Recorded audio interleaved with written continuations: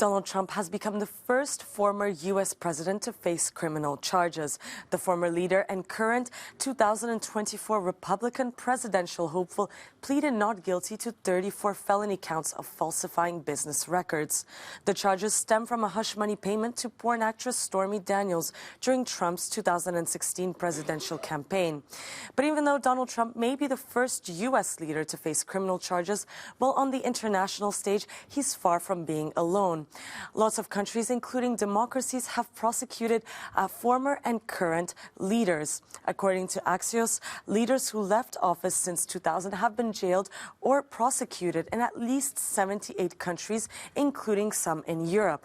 For example, in Croatia, the former Prime Minister Ivo Sanader was found guilty of corruption and was sentenced to 8 years in prison. He's currently serving his sentence. In France, 2 former presidents have been charged. The first one is Jacques Chirac. In 2011, he was convicted of corruption and handed a 2-year suspended sentence. He was also found guilty of influence peddling, breach of trust, and embezzlement during his time as the mayor of Paris. The second one is Nicolas Sarkozy.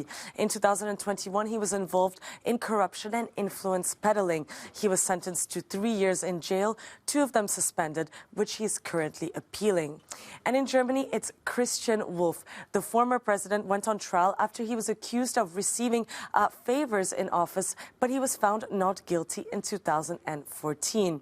And in Italy, it's Silvio Berlusconi. The former prime minister was acquitted of charges of bribery in 3 separate trials in 2021, 2022, and 2023. He has faced more than 30 criminal court cases since entering politics in 1994.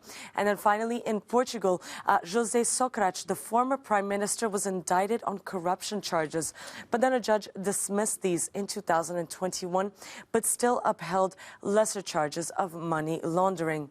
But the region where the most countries have prosecuted former leaders over the last 2 decades is in Latin America.